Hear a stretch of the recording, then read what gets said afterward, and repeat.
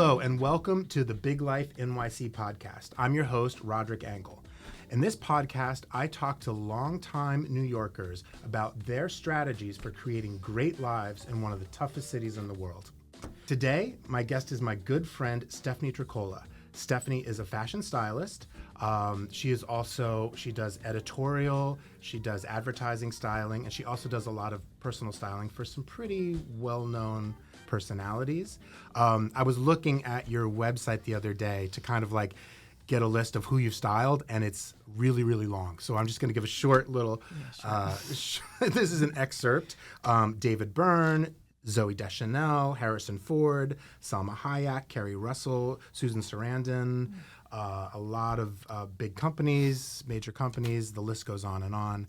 I know you're also a personal stylist for May Musk and a lot of the other Musks. So welcome. Thanks for being here. Thank you for having me. Yeah. So we've known each other for a long time. We used to work together when I was a photographer. You've lived in New York City since, the early 90s? Yes. Yeah. Well, I left for a brief moment, but I came back. Yeah, they always come back. People always leave and come back. Yeah. So where do you live? I live downtown. The downtown area. Soho, right? Around Soho, yeah. Around Soho. Yeah. And you've lived there for a long time, right? I've been in that neighborhood for over 20 years now. Yeah. And what's your, give us a little bit of background of what's your life like there? So my life is pretty convenient. When you say it's the toughest city in the world, I strongly disagree with that. You beg to differ? Yeah. It's really, I live 10 minutes from my office, right. 7 to 10 minute walk. I live about a 15-minute walk from my kids' school, and it's pretty convenient. Yeah. So you have two kids. I have two kids. Ages? 13 and 14. Right, 13 and 14, two girls, yes, just like two me. Girls. Yeah, right, two girls. Yeah. And then, your work, you're totally freelance? Yeah, I'm freelance. It's job by job, basically. I work with the same clients pretty much all the time. Yeah. I work at a few every month. Yeah. And are you doing mostly like commercial editorial kind of stuff or more personal styling? It's a mix. I do 50-50. I do 50% personal clients and 50%, I'd say, anything from advertising to editorial. Yeah. More advertising these days than editorial. Right. There's really no it money in editorial. Yeah, right. Exactly. So. Well, there never was, but it used to be like fun, and there was a ladder. Like the editorial would get you to the advertising. Yes. And it seems like the ladder got broken at some point. Yeah, I think Instagram sort of ruined that. Yeah. Or just changed that. I shouldn't say ruin. Actually, it makes it easier for you now. You don't have to have the magazine accept you and all that stuff. You can just make your own photos and get it out there. Put them out there. Yep. Yeah. Network on Instagram. Kind of thing. Yeah. Mm-hmm. Yeah. So then the personal styling. I mean, I'm kind of interested in that because that's part of your profession that I never saw. But I always was doing it. But you're always doing it. Yep. Yeah. Mm-hmm. Yeah. And I think it's great that you always had a diversified career, because I think that's one of the keys to any creative career. Yes. That you have a couple different channels. Multiple streams of income. Multiple streams of income, exactly. So what's your personal styling process? Like, how do you work with the client, personal styling? I go over to the person's house and I check out their wardrobe and see. Well, first I have a conversation with them to find out what their objectives are. What they need the clothing for, if it's a total overhaul or if it's just for an event.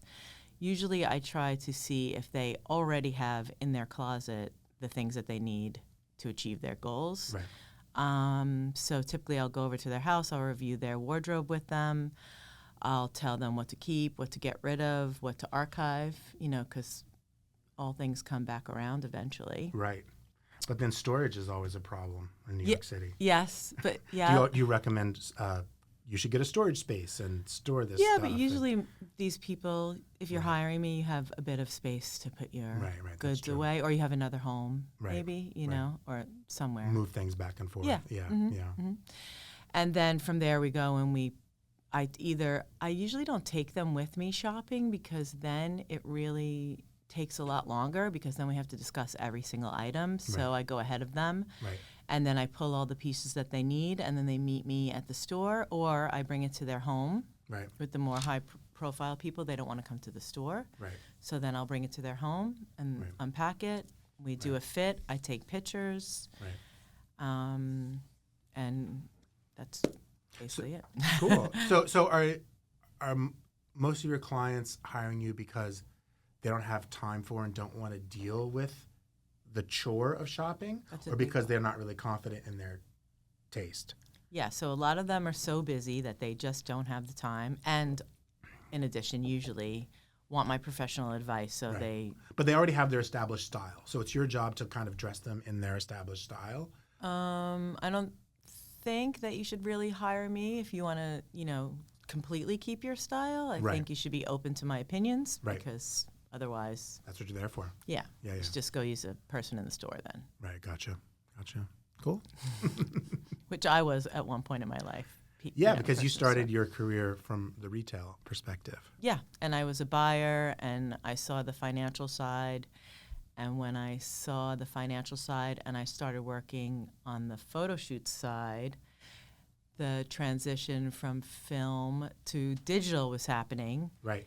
And I also knew that the top end would come into the scene and cut everyone's pay eventually when they saw what was really going on.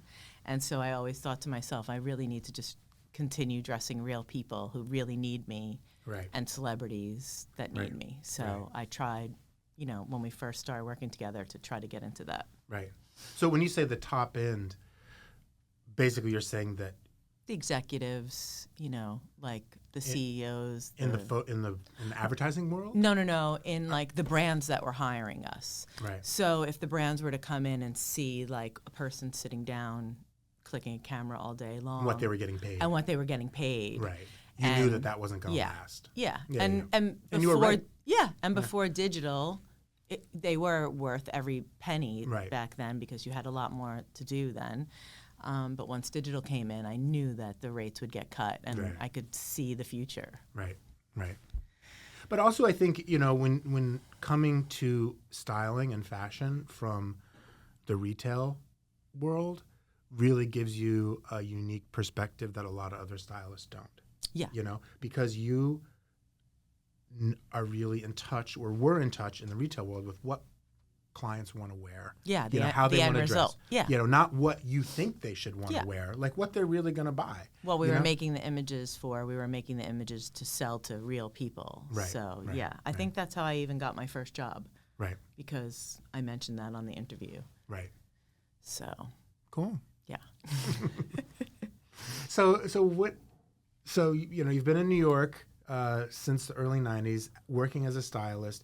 You've seen the kind of evolution of quote unquote New York style. Mm-hmm. What's your take on what's happening in the style world right now in New York City? And I don't mean I can't even say I don't mean in the magazines, like what's happening really on the street, how people are dressing. Well, I think people are dressing more comfortably. Yeah. I don't think they're walking out, they used to be a little bit more out there. Yeah. People are a lot more, for a while it was always athleisure. Right. Which was a trend I really didn't like at all. Yeah.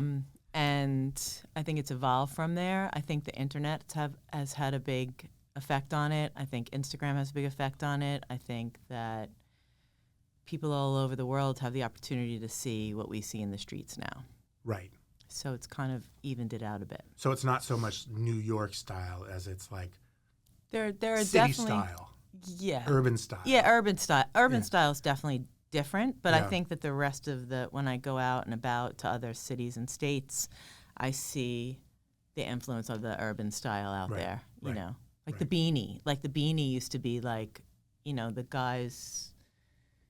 guys working in the street used to wear the beanie. Right. Now the beanie is everyone's wearing the beanie now, right? The teeny weeny beanie. The teeny weeny beanie. And it just used to be the guys used to tell me I was thugged out when I would wear that. Right. And now it's just a mainstay, Yeah. So Yeah. And I see one thing I see lately is for women is like the oversized overcoat. Mm-hmm. Like everything seems to be really big right now, right? Yeah, there's like a lot of that. oversized overcoat, chunky sneakers, Yeah, chunky sneakers. and headphones. Yeah, chunky sneakers are great because I think that I would like to say that kind of started here. Yeah. I think it's also you gotta part get of being around. urban. You gotta be comfortable. Yeah, your feet hurt if you're. When I see people in the street with like really thin-soled shoes, I'm like, oh, they're going to be hurting by the end of the day unless they take a car everywhere they go. You know, Right. You really have to be ready to battle the elements when you're here. Yeah. So yeah, but I think there's a difference. There's a difference. I see the young girls in the city, they don't wear as much makeup as the girls like out in the suburbs do. You know, they're more influenced by the TikTokers telling them they need to put a ton of stuff on their face, whereas the urban girls don't do that as much. Mm-hmm. Agreed. My daughter wears the acne I stars love those. I think those all are over her fantastic. face. Yeah, I think those are great. I mean, I should have put one on today. Back in the day, you know, you wore like all this cover up and you looked terrible, and now they wear those. And I think they look really cool, and you can wear the stars, and whatever you know they have. I think those. I love those. Yeah. No longer embarrassed by your acne. I know. There's like a fashion statement. For her. Yeah. Like she has like 5 on. I'm like, you don't even have that much acne. Yeah. Like she's 13. She doesn't really have acne. No, you but know, it's a like fashion adding, thing. or even like they have those stick-on rhinestones. You know, you can just like put them wherever you want. Yeah. I love those. Yeah. So what about black? Is black still the new black? I mean, you're wearing all black today. So. I tend to you wear black. a lot of black. Yeah. Well, also because it works, like all of my wardrobe basically can work together. Right. It makes it very simple for me. I have kind of like a uniform. You definitely have a uniform. One thing I always think about with you is when we work together, you would always wear a black jumpsuit? A black jumpsuit. like almost like a gas station attendant kind of style. And I always thought it was so smart because it was like, I mean, obviously it's easy. Oh, you so know? easy, yeah. You just throw it on. And, you know, a lot of stylists kind of had this thing where like they had to kind of dress up like the peacock to kind of impress you with how creative they were. Mm-hmm. And your uniform that you would wear kind of said like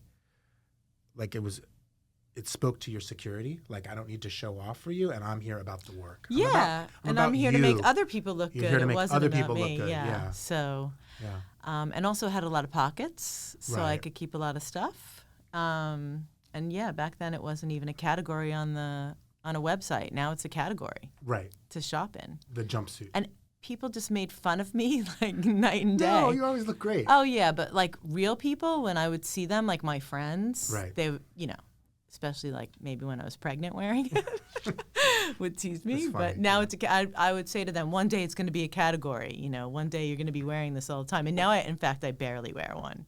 Because everybody else does. It's just like, I go to work now. Yeah, it's not. Yeah, whatever. Not that, you know. Okay, so back to the new black. So what's the new black? Is black still the new black in New York?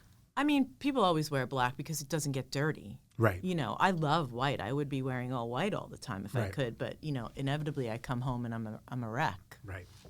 Right. Stain it, ruin it, you know. So this seems very California.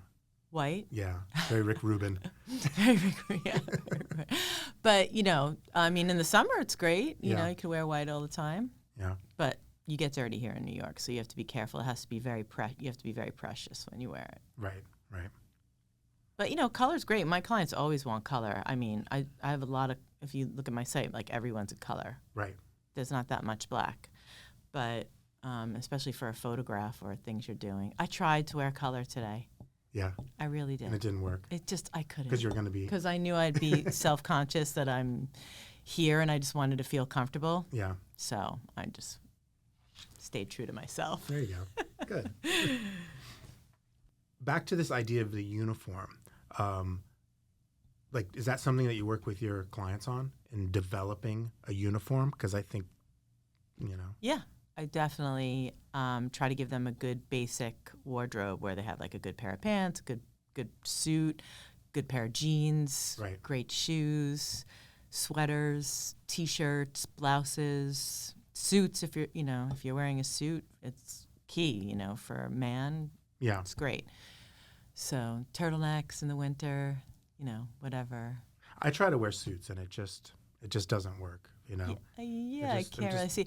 Blazer? Do you ever wear a blazer? I wear blazers, yeah. Or like one of those work jacket situations? Those are nice too. Like they look like a blazer, but they're a little bit more relaxed. And you don't have to match. You don't have to match. No, with the you don't have pants. to match it. Yeah, if you're not like a banker. I don't even know if bankers wear suits I don't think anymore. so. No, not so many people are wearing suits. Yeah.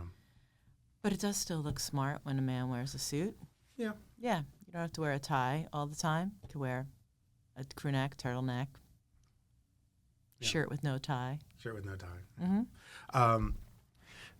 Yeah, I mean, I feel like that there's this trend these days where you're supposed to not think about what you're gonna wear when you wake up in the morning. That it needs to be this kind of like organic. Yeah, like there's like you're supposed to be meditating and setting your goals for the day and being grateful and then like going right into like your first meeting or something like that, That would be nice. That would be good. So is that like is that something that you help your clients with? Yeah, Just, like, not have to think about Yeah, it, and I help them not have to think about it. You know, first of all, like, we work together and I make a book for them basically, or a PDF, and I have all the photos of everything we've put together, right, so that they know how to use the pieces that I've given them. Right. They know how to wear, a jacket with 5 pairs of pants, or a dress, or how to mix and match everything together. Right. Right. That's really important. Yeah. And that helps your morning. It makes your morning a lot smoother then, right? So they literally have a book of like. Yeah, pretty much so. Right. Mm-hmm. So or photos that they keep a photo thing on their computer or their phone, and they can just access their looks, and then they know what to put together. And eventually they learn how to kind of do it themselves. Right. They start to be a little bit more adventurous then, because they feel a little bit more secure. So what are some resources that you've developed or you can recommend, local resources like shops, designers that you're really into now? Well, it depends on who the person is and what right. they're doing. I mean, most of my clients, all of their clothes come from different places. I mean, I do a lot of shopping nowadays at Bergdorf Goodman, because that's really the only upscale department store where I can. Yeah, I mean, I used to love Barney's, but R.I.P. Right. And now I rely a lot on Bergdorf's. I also use Net-a-Porter. Right. That I use them a lot. Moda Operandi. I have direct contacts with the designers, so I usually call ahead. I go into the store. I work with special salespeople that will help me zip in and zip out. Right. But yeah, I go from anywhere. I mean, I could be at TJ Maxx one day, and the next day be at Bergdorf's. And actually, I like to mix high-low things. I don't like to make people spend $1 million on their clothing all the time. Right. I mean, ultimately, it's nice if you can, because then you have no limits. Then you have no limits, and the fit on the clothing is better the more money that you pay for the clothing. But then, if you can't afford great clothing, then you should have a great tailor. Right. Because you can buy lower price clothing, but the problem usually is the fit. So then if you have a tailor that you trust, you can make it look good. Right. So do you mix in like fast fashion, Zara and H&M and all that? Yeah, sure. Yeah. Sometimes. More Zara than H&M. I don't like H&M as much anymore. Zara never fits me. Like, yeah, well, that's what I'm saying. It's like made Zara, for a tiny European man. Yeah, so you'd have to like size up, get it tailored. Know, I mean, it fits me weird too, so I always have to fix it if I buy it. Yeah, it never fits right. And then sometimes, like the idea of getting a $29 pair of pants tailored seems. Yeah, but then it lasts. Yeah, but then it lasts longer. Yeah. I mean, get a good tailor, he won't charge you so much if you go all the time. That's true. Yeah, so I'm 6'3", right? Yes. And when I was young, my mom like wanted me to shop at big and tall shops, and it was terrible. Because you were slender too. That's not exactly. It's made for the big. So yeah, I would either be swimming in it this way, or my arms would be sticking out of it this way. And there was no in between. And I feel like that's changing to a certain extent, or not. Like, how is it for not small European-sized men these days? So, in fact, I have a client who's very tall and very slender. Okay. and nothing fits him properly. I mean, he really needs an extra large for the length, but really he's a medium. Right. So we make all of his clothes. And you make them? I don't personally stitch them up, Yeah. but I have them made for him. Yeah. So what I do is I go over to meet him, and also he has no time to shop for himself, and he doesn't want to, and he trusts me to dress him. What does this guy do? He is a food entrepreneur. Food entrepreneur. Yeah, Okay. he has restaurants, he has learning gardens, he has all this sort of stuff. Does he need to dress up a lot, or is he fairly casual? He's pretty casual. Okay. Yeah, he's pretty That's casual. kind of what I was getting at. Like, yeah, but he also So dresses up. you're not making suits for him. No, I will make suits for him. I'll make from suits to jeans for him. Okay. All right. So I'll go over to meet him, and he comes into town. I see him when he comes into town. I go over to meet him, and I bring a sample or a photo of what it is that I want him to wear. Okay. And then I'll bring a swatch book, and we'll pick fabrics. And then from there, I'll make shirts. I even make him jeans. I make him suits. I make whatever he needs. Because it's just for him to go to the big and tall store. Right. He would have to tailor it, and usually it's not as nice as what I can bring him. Yeah. You know. Yeah. So you have like a tailor on? Yes, I have exceptional tailors that make all my clothes, and they're called tailors, R-E-Z-A. Okay. They're lovely, lovely father and two sons. Okay. They're in this. It's a shop in the city. They have like a studio in the city. It's not a storefront. So if you would call ahead, you can see them. They'll fit you. They make the clothes there without me. I don't have to always be there, except, you'll get, if you listen to them, you'll get something different than if you listen to me. It's just their taste preference. Right.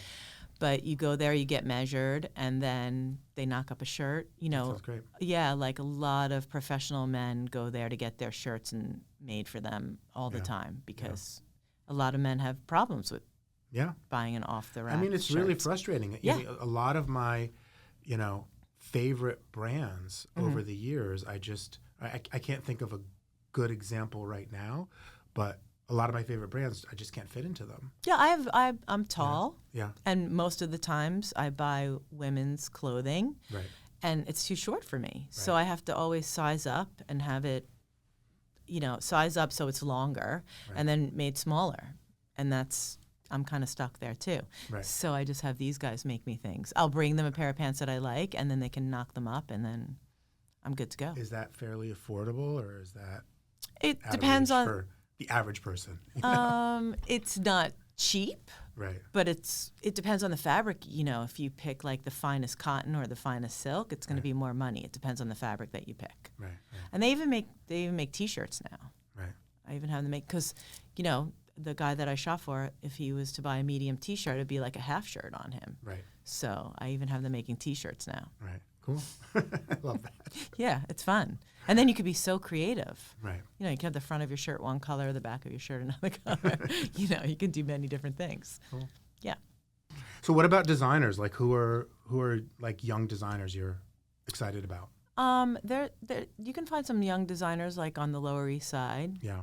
I like a new girl named Sandy Liang on Orchard Street. So they have boutiques? Yeah, they have boutiques. The Lower East Side has a lot of, more independent designers. You can hit down there and just go from boutique to boutique, and it's pretty good. I love this one store called Number 6, which is in sort of Nolita, Little Italy area, and that's a really great shop. And the clothes are not ridiculously expensive, and they're well made, and and they're different. So that's one of my favorites. So wait, Number 6? Number 6. In Nolita. Yeah. In Nolita. Cool. Yeah, it's really good. Cool. Anything else? I like another store called R13, which is on Howard Street. I like to go to some vintage shops too. Yeah. And yeah, I mean, Where is good vintage these days? Oh, New York is hard for vintage because there's so many people combing all the stores, so it's really hard. So when you take a trip into the country, it's always better to go there. But you can go. There's Second Street now on Howard Street, and they have great stuff there. And Ina, like, is one that always has great stuff. Yeah, Ina's not really vintage. It's like... Yeah, it is. I mean... But it's more like consignment, right? Yeah, it's consignment, but it's not new clothes. Yeah. It's pre-worn. Right, but it's people selling their designer stuff. Yeah, so if when my client, or the Real, when my clients, want to sell stuff, we bring it to Ina or the Real. Right. Have an account at the Real, and we just constantly recycle. Yeah, Crystal always has like a little bag in the corner that says like, that's going to the Real. Yeah, it's great. It's great. And I think I'd rather have people wear that than the clothes that are like sustainable, because the sustainable clothing is usually not natural fibers. Right. And I love real stuff. Like, I love cotton and wool. Yeah. I mean, I'd rather get an old leather jacket than a vegan leather jacket. Right. That's clogging up the earth too. Right. So I feel because you don't better. like the feel of the... It's just, I don't like the feel of it, and I don't like what it does in the, it's not going to decompose. Right. It's going to kind of do bad things. Right. So I'd rather have, the vintage leather, the vintage fur, if you wear fur, is already there. Right. They didn't, might as well. And there's plenty of resources. Yeah. Cool. So any other advice for shopping smart on a budget in New York if you can't buy your clothes at Neiman Marcus? Yeah, no, I think that you need to get like the basics. Right. You have to have good basics, and depending on your lifestyle, what your basics are. And then from there, once you get that, I think you should have them tailored. Right. I always think you should have your clothes fit you perfectly. Right. So how do you find a good tailor? Word of mouth usually is a good way. Yeah. I have a great one in New York, if anyone wants to use them. His name is Babu. Where is he? He's on Mott Street. Right